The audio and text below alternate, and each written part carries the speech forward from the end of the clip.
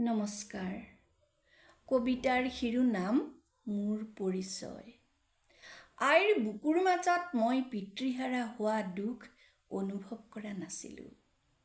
আমাৰ পঞ্চকন্যা আৰু এটি পুত্ৰ সন্তানৰ মাজত আগুৱাই যোৱাৰ এক সমদল যাত্ৰা।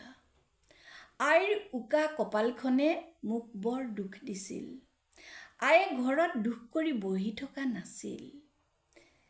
আইৰ কৰ্মৰ প্ৰবল তাগিদাত হেমাহি কৰিব পৰা নাছিলোঁ নিজৰ দায়িত্ব আৰু কৰ্তব্য।